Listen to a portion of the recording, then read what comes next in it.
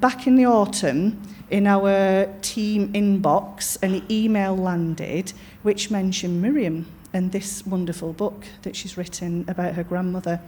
So I had a read of it and I thought, that sounds great. We need to get in touch with Miriam. And I must mention as well, where's Christine gone? Christine. This all kind of came about because Christine knew of Miriam, didn't you? Spotted the book and thought this is going to be so relevant to the township of Leigh and the people in this borough as well. So thank you, Christine, for making that link as well. So we had a chat, didn't we, Miriam? This is the first time we've met because Miriam's travelled a long way to be with us today. But we've had the same, yeah. We've had emails, we've had chats on the phone. And we said, right, well, I mentioned to Miriam we do our regular Thursday evening chippy teas. That sounds good, you said, didn't you?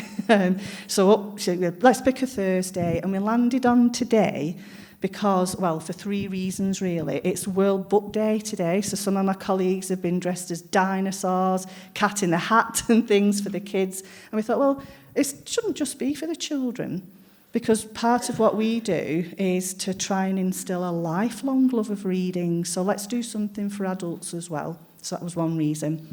Another one was, in 2 days' time, on the 8th, it's International Women's Day, so obviously the nature of this talk fits in really well with that. And then the third reason was, the whole month of March is Women's History Month, so it just felt like the perfect date to pick this talk. And I think I'm going to hand over in a minute. No, I'm going to explain how. The Scarlet Pimpernel is hiding on the beanbag here, Shaun. Yeah, so it progressed, didn't it, Miriam, over email? And then I think you may have rang me, I think. She said, Jenny, I need to ask a favour because, the DJ, Shaun Keaveny, he's been in touch with me and he wanted to know, can he come as well? And of course, I was like, yes, please. Of course he can. And I think that's how it's also grown as well. And I must mention as well, a friend and colleague of mine, Paul, in the corner there, gives a wave, Paul. Paul works for our council digital inclusion team and has also been, you've worked for libraries as well, haven't you, Paul? And Paul randomly rang me and he said, Jenny, he said, you know that event you're doing, which has got Miriam and Shaun? He said, I think you might get a few more than 30 to 40 people. And how right you were, so thank you, Paul. Just a couple of people to thank. I'm going to thank everyone at the end, obviously, but I'm very conscious that Christina from Catering Queens in Tilsley, who's provided tonight's supper, will be leaving us shortly. She's just going to portion up any leftovers and things. So can we also thank Christina so much for coming over to cater for us this evening. Thank you, Christina. Thank you.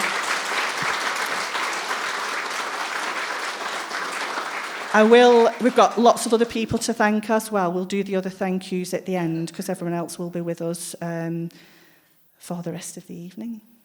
And I think, I can hand. I think you're going to do some introductions now, aren't you, Shaun? Yeah. Thank you very much. Thank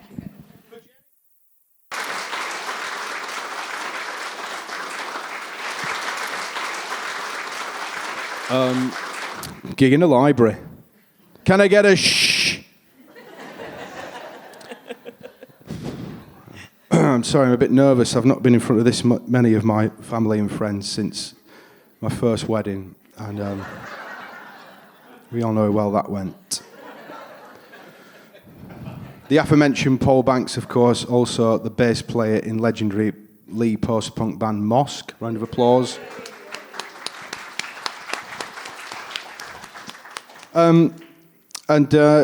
I'm going to just read out, we've got a little bit of an intro. Why are we here? Well, I mean, Jenny's done an amazing job telling us, but are there 2 more potent words in the English language to Lathers than free and lobby? No. But we are also here to celebrate the life of a very special woman and to talk about the brilliant work of another. Leigh always was and still is a tight community, and the person we're going to be talking about a lot tonight is my old GP. A lot of people here could probably say the same. How many people had Dr Zadik as a doctor? Hands? Look at that. What a legacy. Elena Zadik, or Zadik if you're from the north. best known to all as Dr Zadik, more famous than Dr Zeus to many people here.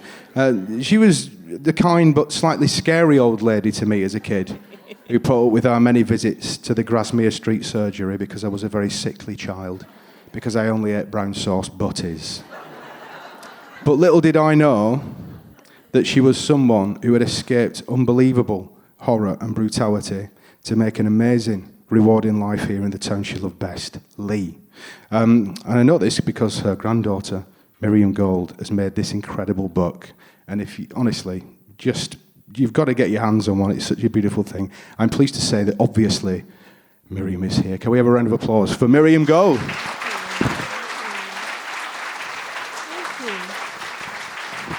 Thank you very much. Can you hear me? Can you hear me? Yeah? Oh. You can go hands-free like this if you want, you know. I think I might start twiddling with it. Oh. Yeah. How's your mic technique, Miriam? It's not like yours, Shaun. No former member of mosque, so I never had that. You could have been a mosquette Foundation. back in the late 80s with a How's voice that? like that. It's all my top of the pops dreams coming true.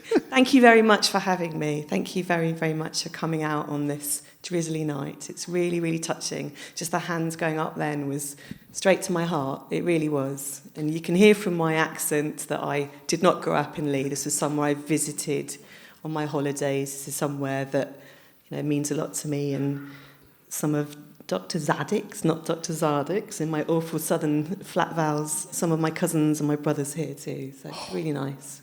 So actually, a couple of prosaic questions first then. So when would have been the last time that you were in Leigh? So Eleanor died in 2006, and a year later there was an event because she left 2 paintings by Theodore Major, who is a Leigh painter I'm sure many of you have heard of and was a patient of hers. And in her will, she left them in gratitude to the council.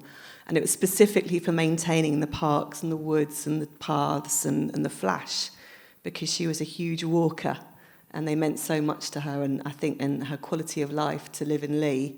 So she left the paintings, and a year after she died, there was an event dedicating them. And I think I mentioned to you I had a 1-year-old baby at the time who, by Euston Station, had covered herself in vomit. So it was quite a stressful day for me. So I'm going to spend the day here tomorrow, and it's no vomit, I hope. Well, if you come to the Thomas Burke later on with me... Who knows? Let's not... Yeah, let's keep that on the table, let's shall not think we? about that. I mean, just tell us a little bit about... So what Leigh means to you, actually, because, like, you said it's almost like you came here on sort of holidays, because weirdly, you live very close to me in London. Yes. Us weird sort of Leigh expats, but Yes. that's where you were born and bred. Yes. But you would come up to Leigh to visit Yeah. Dr Zadik when you were a kid, wouldn't Yeah. you? So Yeah, that's does it right. have a We'd lot get of the sort of holiday sort of nostalgia for you to come to Leigh? Yeah, I think it's like I said in the book, it was the smell of the Lever Brothers factory by Warrington Banky Station, and she or my grandfather would be there waiting to collect us and moaning about how, thanks to beaching, there was no train station in Leigh. Beaching. So it was very much somewhere that, yes, that we'd come to holiday. So my mum was born and bred. Actually, no, she moved when she was 5, grew up in Leigh. So we'd come back here, school holidays. Is that me making a noise? Maybe I should just Maybe you. put it back in the I was joking stand. about your mic technique. Yeah, it's really poor. How's that if I sit very still? Okay. Try that now. Okay. Is that any better? Magic. So I think, yeah, so Leigh to me was like, I grew up in inner London. I grew up in a very different environment. So coming here felt really kind of exotic. It did. And we'd always be like, oh, can we go to the market? Can we get some cheese? And can we go to Mr. Eats? And it really, honestly, it really, really was. And also because we'd be here with Granny, and she, walking around the town with her was everything would take all day because everyone knew her. And we were from London, where no one talks on the street. So me and my brother were just saying on the journey up here, he went to Manchester to college, I went to Liverpool. And after a town, we were like, oh, right, Mum's not mad the way she just talks to strangers in the street. She's a northerner. That's what it is. So, yeah, it was just always this special, friendly, and honestly, quite exotic and different place to us. Well, I mean, you can always sort of shout to your mate down the street, there's a dead dog in a Leo's plastic bag floating down the canal. Do you want to come and look at it? If that's not exotic, Is that I don't know what is. Is that a joke that I don't get? No, it used to happen quite a lot. Okay. The summer holidays are very long before the internet, weren't they? Yes. No, but for people who are obviously at this moment not necessarily familiar with the book or just here for the free lobby, could you give us a very brief précis of the book before we dig in, and why you decided to do it and what prompted you to do it then? So the book tells of the story of Eleanor's life. Obviously, like all lives, hers was complex and you can't fit it into 200 pages. And it's 7,000 words because it's a graphic novel. So it's quite concise, but it tells the story how she was born in Ukraine, only it wasn't really in Ukraine, it was part of the Russian Empire, so it's very topical now. And when she was 2, Russian was her first language. Her parents were Lithuanian, so she had a Lithuanian passport. So immediately, from birth really, she had a sense of otherness. When she was 2, the family moved to Leipzig in Germany, and she lived there till she was almost 17. She was a very singular, I'm sure it wouldn't surprise all of you that knew her, she was a very singular-minded woman. She was an only child, very small family. Her parents were first cousins. Her grandmothers were sisters. So they had a sort of ordinary life for a while in Leipzig, and then they were Jewish, and set against the rise of Hitler and the Nazis, life became impossible. So when she was only 16, she left. Her parents had to stay. They couldn't afford for them all to leave. And she found herself in London and still really hanging on to her dream of being a doctor, had to fight very hard, had to learn a new language, learn a new system. No one thought she'd do it, but she did, again, singular-minded. And she won herself a place in Sheffield and fell in love with Sheffield and the North and the Peak District, met my grandfather, who was also a German Jew from Hamburg, from a different part of Germany, 5 years older, and they married. And it sounds disingenuous to say life was hard in the war, because life was hard for everyone in the war, but they had the added layers of being Jewish and being stateless, because they were both German citizens who had their citizenship stripped because they were Jews. And then here, so obviously as Germans, they were the enemy, but they were also the enemy of the enemy because they were Jewish. And so it was really labyrinthine, really difficult. They were very, very young, very poor, stateless people here without family. And then, sorry, I'll just say, and then say it quicker. And then basically she qualified as a doctor. They sorted out, he was interned, that all got sorted out. She was a fire warden in the Blitz in Sheffield, which had a really nasty blitz because they would get the bombs dropped on the flight path on the way home after the Luftwaffe had been bombing the docks in the Mersey. And she had 2 very young children without parents, without a family around. And I really, don't know quite how she did it. And then in 1950, they moved here. Yeah. So my granddad got a job in Wigan Infirmary. And a big thing to say there is the foundation of the NHS in 1948, which was a huge thing for her, having seen the deprivation in Sheffield, pre-NHS. Well, that's an amazing précis, actually, and we're just going to rewind and dig into some of those things. Just before we do, though, there's a gentleman here, I hope I've got this right, he's Uncle Funky Frank Melling, who had a plate put in his wrist, I think, by your grandfather. Oh dear. I hope it's all right. Is that right, Frank? Is it that one? Did he get the right wrist? Good. It must be amazing to have this. All right now. You can't do the thumb. Yeah.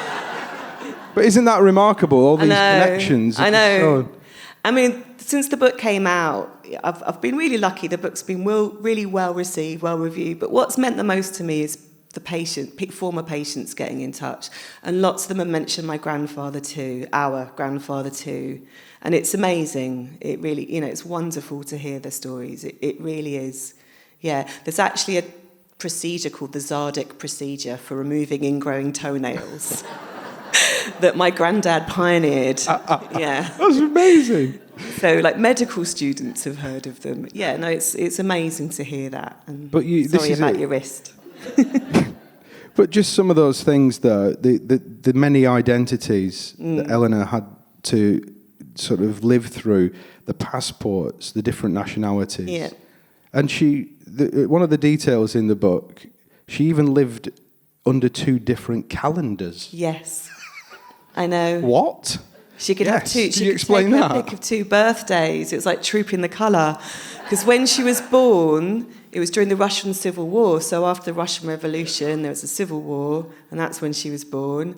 And the calendar was changed from Julian to Gregorian. So actually, it was like August the 30th or September the 12th, yeah? God. Getting fact-checked. Yeah. No, that's good. I need it, yeah.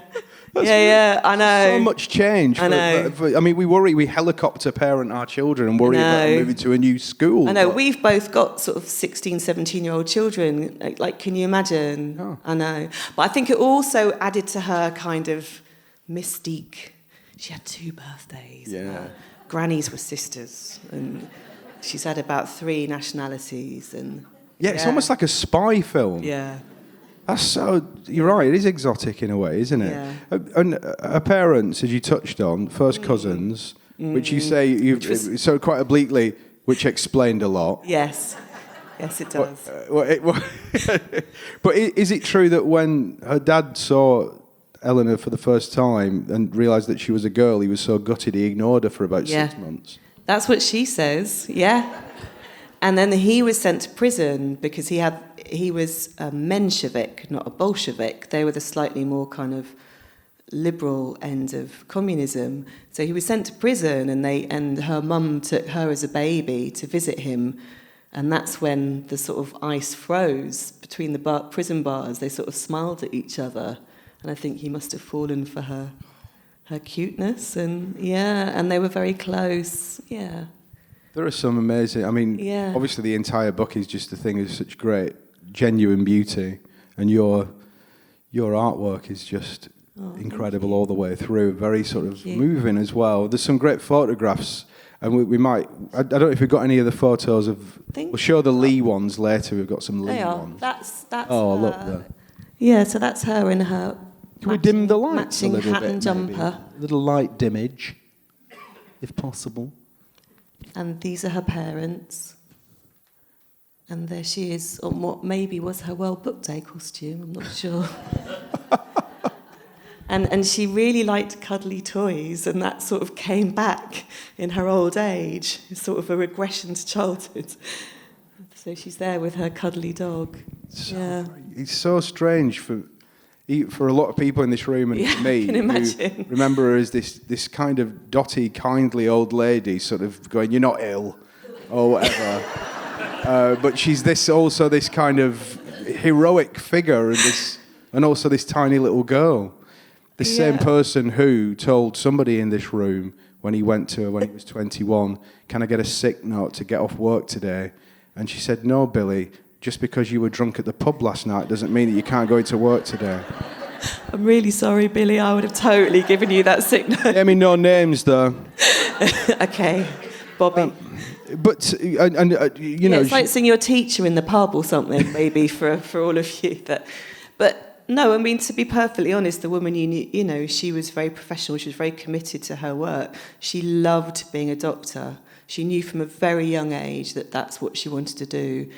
And, to the very end, she subscribed to the British Medical Journal. She loved technological advances. She really did. She was fascinated by medicine till the day she died. Yeah. I'm going to jump around chronologically a bit because who's going to stop me? But just to stay with that a little bit, what was the thing that she loved so much about Leigh, about being here? What was it? I've thought a lot about this. I think it's just it's multi-layered. I think there's a strong sense of place here and a strong sense of identity, like you just said in your introduction. And so she had all those statelessness, and also I think, you know, she and also to add to that, there was another layer to it, that she was dyslexic. So she learnt to read, and anyone that's seen her handwriting on a prescription, that probably comes as no surprise. But she learnt to read and speak in about 3 languages. So she always felt like an outsider. She always felt like a foreigner. And I think here there was such a strong sense of place. And then there was also her work. You know, her work and the identity of being a doctor meant so, so much to her.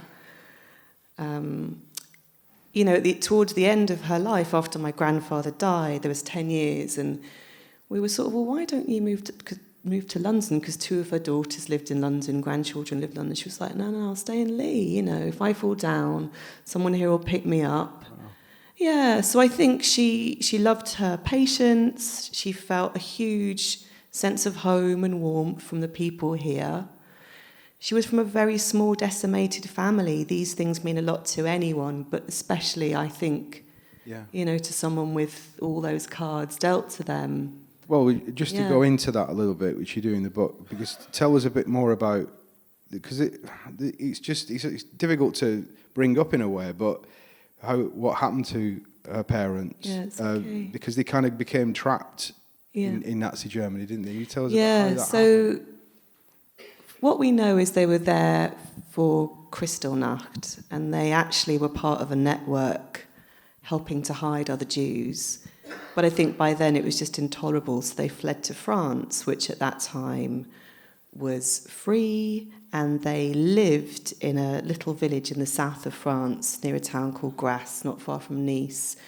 And they sort of became smallholders, keeping chickens, and suddenly having been very much city people all their life, becoming kind of smallholders and farming, and they really enjoyed the peace. My great-grandfather never liked his job. It was a family business. He kind of felt pushed into it, and I think he really liked this life. And then, you know, sadly, Vichy France fell, and a neighbour in the village told the Gestapo, the local French Nazi police, about them, and they were arrested, and they were taken to the transit camp Drancy in Paris, and then they were deported to Auschwitz, and they were killed in 1944. Yeah, and actually, sorry, just to say, the other thing that I kind of think is amazing about the circumstances of their arrest was that they had a cousin from Russia in the village too. And, you know, it's the good and bad. So a neighbour in the village sort of got wind of what was going on and told this cousin to hide. I think she was just out doing errands at the time of the arrest, and they hid her in the woods near the village for 10 days. Yeah, I know. It's just, it never gets less awful. And they were trapped by debt as well, weren't they? They had to pay off debts because of the business, and that was the sort of weird bureaucratic thing. It's just an awful. It's weird. It is bureaucratic things. It's the fact that Elena had a Lithuanian passport that allowed her to travel to the UK at that time. I think if she'd had a Russian one, it would have been really different. But she had a Lithuanian passport, even though she was born in Ukraine, because her mum and dad were from Vilnius in Lithuania. So, yeah, it's just these little details, isn't it, that are whole wheel of fate. Yeah, it must just feel strange. She didn't find out. This is the other thing that breaks my heart, that she didn't find out. You know, my granddad didn't come home from the war, so once his sort of status as a German, as a Jew, as a Brit got sorted out, he was a doctor in the British Army, so he was in Myanmar, Burma, and West Africa, and he didn't come back till about 1946 or 7. And so I think it took a long time to find out that her parents had died. Yeah, just unbelievable. I know. But it must feel strange, a book like this with these themes coming out at this moment as well, because it's so unbelievably relevant to them, isn't it? I know. Just in our conversation, we've had Ukraine, immigration. Yeah, I know. It's so, fascism. Yeah. Yeah. It's all there, isn't it? It is all there. Yeah. But there's honestly the way you deal with it all is just it's so brilliant because it's funny and it's horrifying and it's beautiful and it's all the things within a couple of pages, you know. Tell us a bit about this incredible person, Elena Rathbone, by the way. Oh, yeah. Oh, I didn't do a picture of her. That's my agent, by the way. So she, and forgive me, people in the room that know far more about this, she was from a very wealthy family in Liverpool. She was related to kind of theatrical royalty, and she was a suffragette, and she did amazing things like during the Spanish Civil War. She got a ship and got loads of Basque children out from Spain, and she was someone that was really vocal about the Holocaust and saying we need to talk about this more in Parliament and to the BBC. There used to be a constituency of universities, so all students, wherever you went to university, you were part of this kind of amorphous constituency, and she was the MP for that. And what happened was when Frank and Eleanor married, because he was, you see, even trying to remember it is complicated, but basically they couldn't live together, they couldn't go on honeymoon together because of the German citizenship, even though that was stripped by the Nazis. And she intervened. They wrote to Elena Rathbone and she intervened, and they had 3 days in Hathersage. Oh. But I know, which is a lovely place. And then for me personally, what's even more amazing about that is that I went to Liverpool University, and the main building where a lot of my lectures were, where the CAF was the Elena Rathbone building. And I didn't know anything about that, yeah. But and she did things like, because of her, we have family allowance. I know. Elon Musk. I know. Eleanor Rathbone. I know, right. Why? I know. You're born into wealth and you do something good with it, right? Incredible. I know. What a person. She deserves a graphic novel, actually. Yeah. So it's just a nice little extra thing, though. Yeah, I know. She's amazing. I don't know if you've got the picture of this really moving picture that you've done. Again, it's like a multimedia, maybe.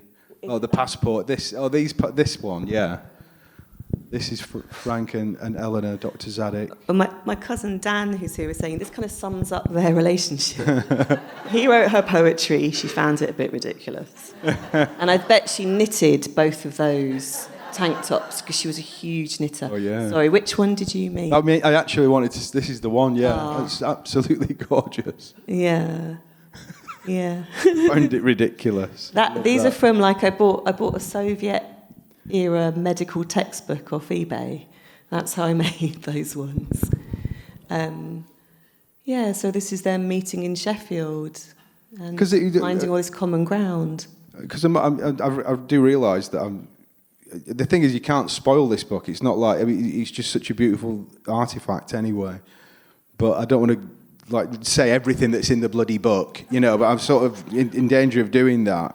But, just that these guys getting together, it's just, they couldn't even spend any time together, could they? For quite a long time. No, and she had young kids, and she was working so hard. She was properly on the edge of, complete exhaustion and mental breakdown. I think she was, again, those of you that know her, she was not soft and she was not sweet, but even she said during these years she was completely overwhelmed and depressed. So she had my uncle when she was 21, 6 months before her finals as a doctor, and then she had my mum, her second child, when she was 23, 24. And he was away. I mean, he was obviously there enough to make the children, but he was interned on the Isle of Man and then in Canada. So, I mean, that's amazing. In 1941, that the British government interned... so there were German Jews and Germans who were non-Jews, but targets of the Nazis, so communists and trade unionists, and they put them all in a camp. Yeah, on the Isle of Man and then so Canada. Unbelievably difficult. I know. It just shows and each time that happened, steel. she would lose her home, she'd lose her job. Yeah. I mean, but yet still... Eleanor prevails. She obviously she becomes a doctor. She's in Sheffield. She's doing, through the kindness. There's a lot of kindness in the book as well. There's the horror of the Holocaust, but all these wonderful things that happen where people just show their love, which is fantastic. But the birth of the NHS is a big theme of the book, isn't it? It is. So I think when she qualified, it was in a very poor working class area of Sheffield, and she talks about it like it was things that you only see in history books. You know, she saw big families of children dying, one after the other, of preventable diseases. She would have people saying, you know, we can't afford to pay you, doctor, can you come back next week? Even when it was, you know, a sick child. And she couldn't do work in secret for free because she had a boss that really controlled her money. And it was awful. It was really, really awful. So that's why she was she was excited about things like vaccinations and you know, technological advances in medicine. So I think in 1948, she had by then had 3 children. Her 4th was born in 1950, so the year the NHS was founded. And she would say to me often it was the best day of her life. Because when their children were born, obviously it was really joyous for them, joyous for the siblings, but the NHS was just amazing for everyone. Yeah, and when you think about what she must have seen before, like she'd see whole families of 10 in one room, awful living conditions, you know, diseases just spreading like wildfire. And it's kind of the opposite of the Nazi project, isn't it? It's the ultimate in altruism and a sort of public-spirited movement. It must have just felt unbelievably good, that. Yeah. And so you do a lovely... It's like you're Eleanor knitting an NHS sign. That's here somewhere. So many great pictures in it. Yeah. You were there? One before, yeah. Oh, we've got some. There you go. It's actually crochet, Shaun. Sorry, I knew that. I crocheted it. Did you actually? Yeah, I did. Yeah. Multimedia. Yeah. She taught me, and then I sew, but my crochet skills stopped at actually doing letters, so I had to sew those on by hand. But yeah, which you know could lead us on to crafting. Like she was just always making stuff. But yeah, the NHS, being a doctor. And I think also she was a doctor at a specific time. You know, it was pre-internet, it was pre-Google, it was a very different sort of world to be a GP. You know, people couldn't kind of look things up. She had the kind of status that people gave their doctors, you know, for right or wrong. So, yeah, she was really... And she loved the Grasmere Street surgery. She talks about that time as the happiest years of her life professionally. Well, this is it. It's about an 8-minute walk away, isn't it? Tell her that I've had my lobby, if that's Jeanette, my agent. Yes, I've had it. But it's such a big thing in her life, isn't it? It was a big thing in my life. We talked about it. Like I've got an awful memory, but like I've got such a strong memory of, possibly because I went to the doctors so often, of going to the Grasmere Street surgery, and it seemed like Celebrity Squares to me. Like there was a wall full of receptionists. I thought you meant blankety blank when you... Yeah, that's right. Yeah, no, like you're windows. right. More blankety blank. Yeah. All on one. Yeah. And like you said, every single woman in there, they all had the same perm, didn't they? They all had that set. I think you might have offended. I mean, but they all had it because it was the best haircut to have. Why would you have anything else? I had one in 1985. That's actually true. I had to comb it out. So, because she didn't retire till she was 70. So when I'd come up here, I'd quite often come and hang out in the surgery. I don't know if it was technically allowed, but she'd put me in the back of the car and do her calls, and I'd be in the surgery. It was fascinating. Yeah, so sometimes she would do home visits. Would you be with her then sometimes as well? Yeah, well, those of you that saw her driving around knew what kind of a driver she was. And I would sit in the back of her car, which had a particular smell of dog and blanket. And she got a new car every 2 years, new second-hand car every 2 years, because she knackered them so much. So it'd smell of new car and dog. And then she'd chuck it round the corners. I'd be in the back My mum says that she actually remembers Dr Zadik smashing her Mini into one of the mini roundabouts on Oldham Road. So sorry. Oh, I thought you were smashing into her. Well, the story my dad told me was that she was stopped. She was pulled over by a policeman on a motorbike for speeding, and he was like, your license, please. And she gave it to him because my dad was in the car, and then through the earpiece, he was like phoning it into the station, right? Dr. Elena Zadik, and this voice came like, "That's Dr. Zadik, you idiot! Let her go." So That's amazing. You can see why she didn't want to leave Leigh. Why would you want to leave? It's like she had her own sort of siren on the top of the car, isn't it? Coming through with penicillin. Yes. Yeah. That's amazing. I know. And she just loved to do Leigh things, didn't she? She liked to go to Lilford Park. Absolutely. Get an ice cream in the car park there, go down the canal. Yeah, absolutely. She really did. And she walked every single evening. Christine was saying you'd see her set off, wouldn't you, with headphones in. It was classic FM or Radio 4 in those headphones. Yeah, so she would come in, and a woman alone, no fear, she'd walk off into the woods, and then, as the landscape of Leigh changed, when the colliery, all the redevelopment that happened after the collieries left, she'd go on the towpath. And the Flash, these places meant an awful lot to her, and she walked every day. And so are you going to go for a walk tomorrow before you go back to London, aren't you? Yeah. Where do you think you'll go? Do you think you'll go to the Flash? The Flash, yeah. Been There's a bench, a bit now? Isn't there? My cousin Mary's going to show us the bench that's dedicated to her. Is there? Yeah. Oh, I've not sat on that one yet. That's beautiful. They've got some really nice toilets there as well now. Oh, they're really even better. Really nice. Always got nice paper in. Wonderful. Bit too much information. I mean, in the book, there's a lovely little section where you talk about how, although of all the things that she'd seen, she was unworldly in a funny way as well. And there's that description of the lady that comes into her and she can't understand why she's pregnant. Yeah. You tell us that one a little bit. It's just so good.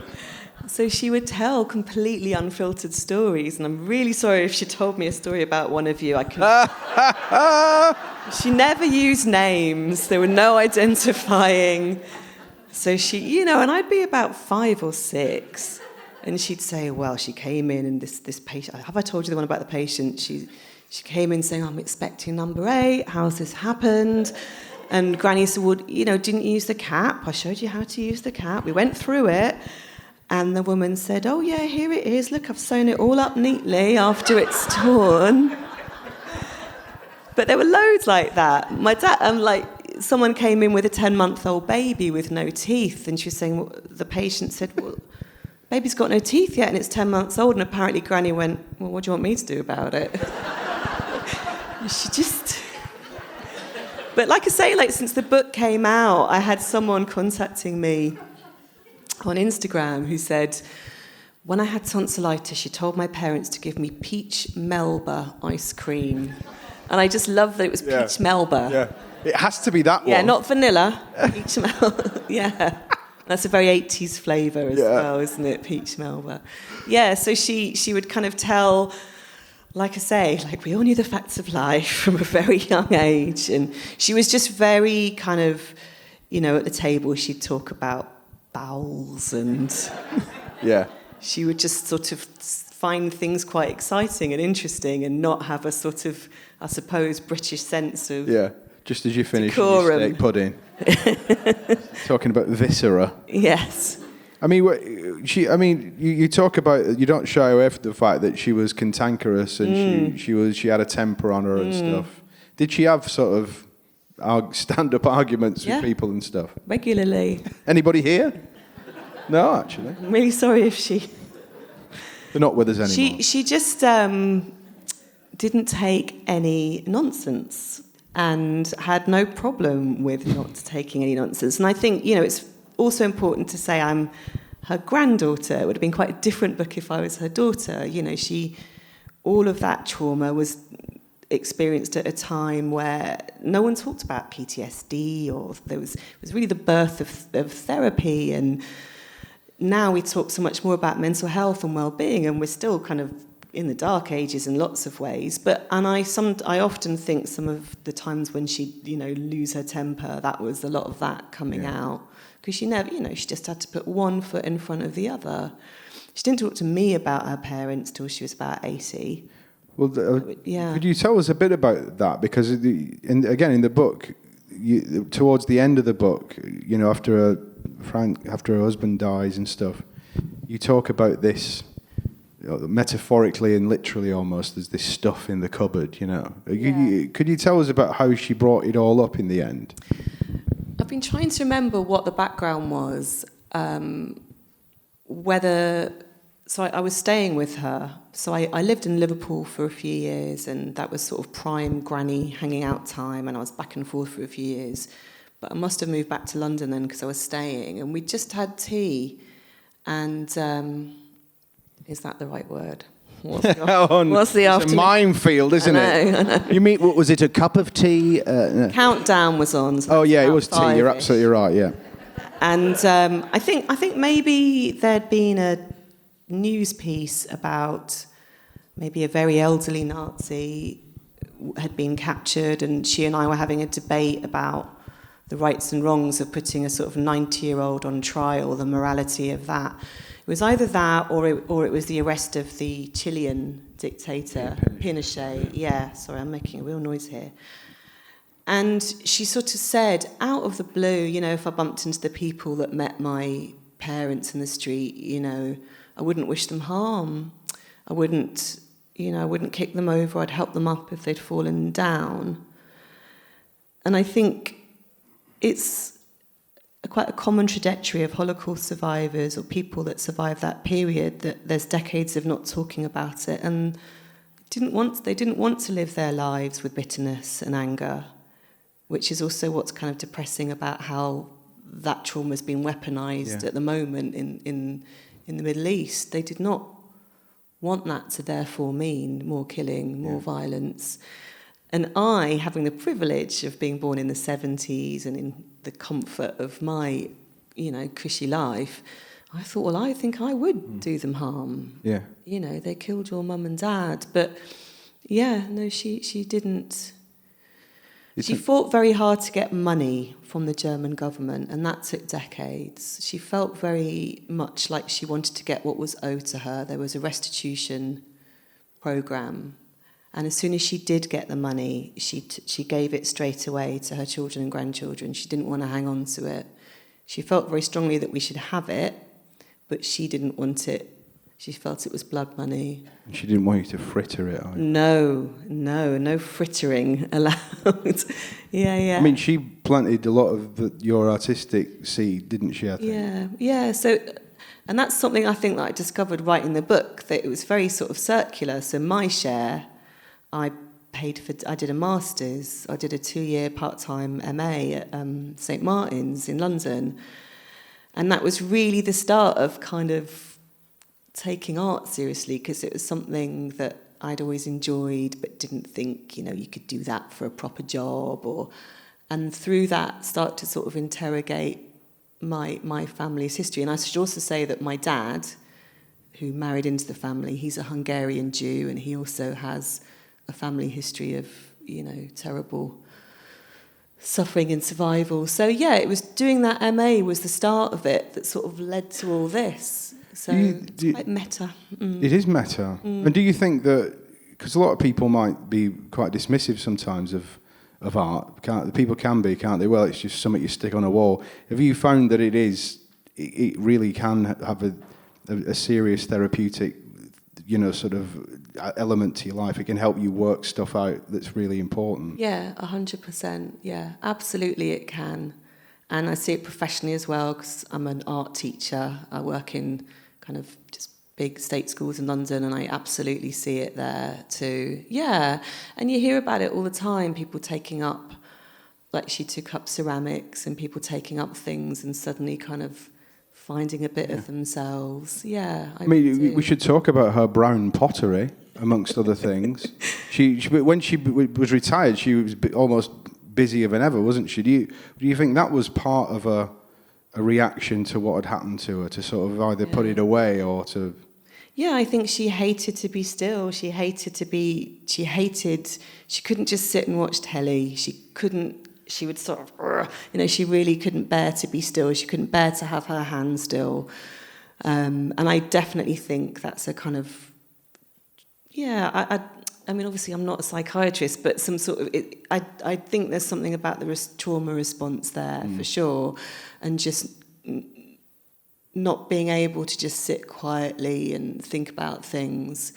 Yeah, so she always wanted to be busy. When she finally stopped working, as you say, she did her pots. She wrote to Andy Burnham a lot when he was MP here. They had a very close correspondence.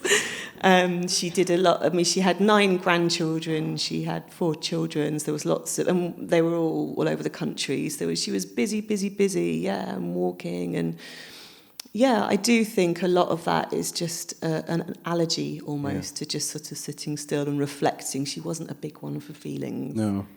Yeah. But at the same time, she was just this font of, I don't know, she was an emotional lodestone, obviously, for so many people, wasn't she? And meant so much to so many people. And people in this town and in this room, I know it's like you're a humble person. You're not the kind of person who's like, gonna, I've got these high hopes for this. But do you have something that you hope comes out of putting the book out there in the world? Well, kind of in the short term, it's been shortlisted for a prize. Ooh, which one? It's called the Wingate Prize. Fabulous. So when I go back to London, there's a 5 in 6 chance I'll be doing my smiling through gritted teeth while someone else wins it. I mean, obviously, like all writers, I'd love for as wide a readership as I can get for it. I would love it to get into as many hands as possible.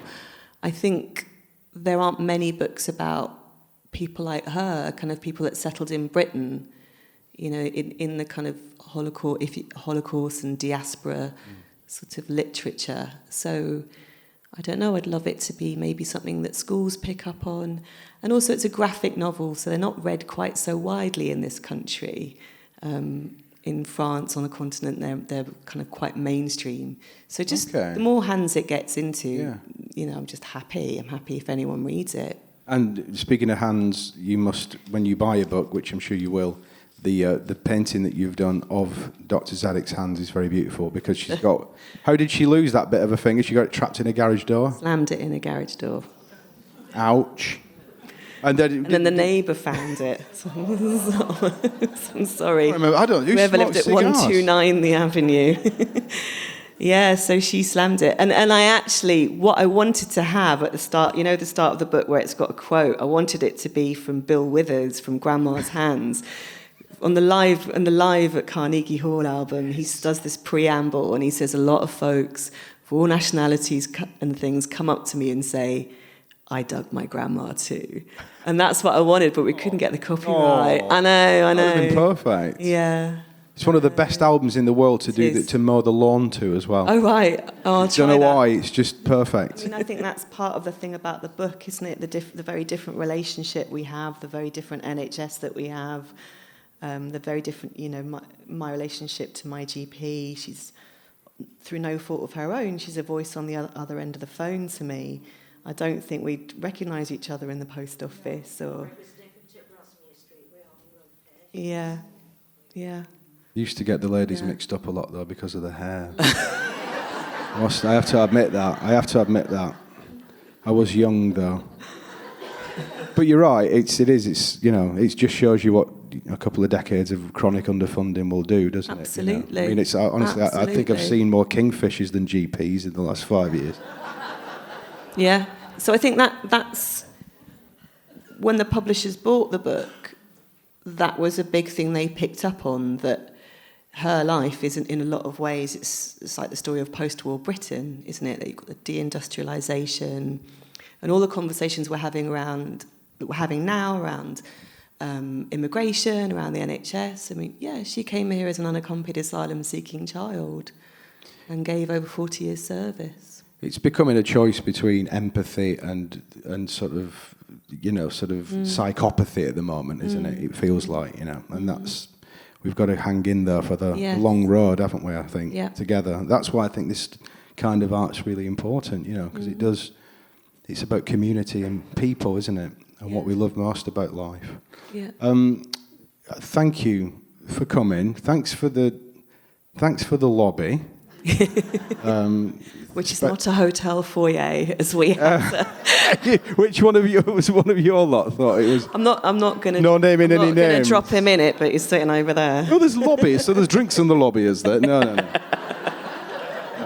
We've all done it, and especially to Jenny, of course. Yeah. Especially to Jenny, I would like to just take a moment to say a huge thank you to Jenny for your support, your forbearance, your creativity. So thank you so much. None of this would happen without you. And of course, a very special, massive round of applause to Miriam Gold. Thank you. Oh, and Thank you. No, to Shaun Keaveny as well. I was here anyway.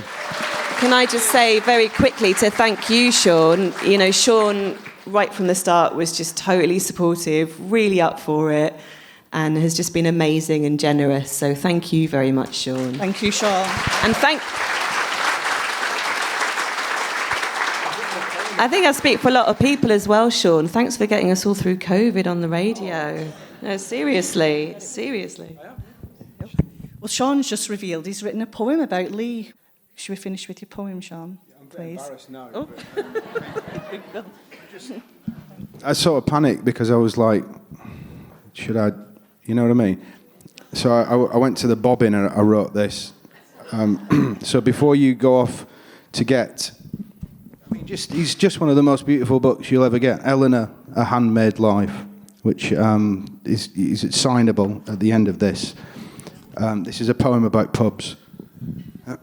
When I was a kid, when I was a nipper, when the GM bus had a big card clipper, we'd all sod off down to Lilford Park, kick around a football till it was pitch shaft dark. Saturday morning, Woolies pick a mix, down to Avenue for classic flicks.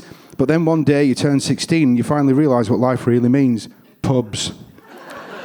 Another Leigh night in the dark drizzle, the pub's open doors and the Hobbs grill sizzles, the Globe, the Avenue, the Catholic Club, a grandad-managed social hub, pounding a pint for a lovely Stella, dangerously cheap for a 12-stone fella, off to the Boers and the Musketeer, talking loads of bollocks, smashed on beer, Leigh Arms, Georgian Dragon, Rubin's Finish, even not tapping off could never diminish the love that we have for this place called Leigh, the people that live here. Sorry, I've got to go over the page.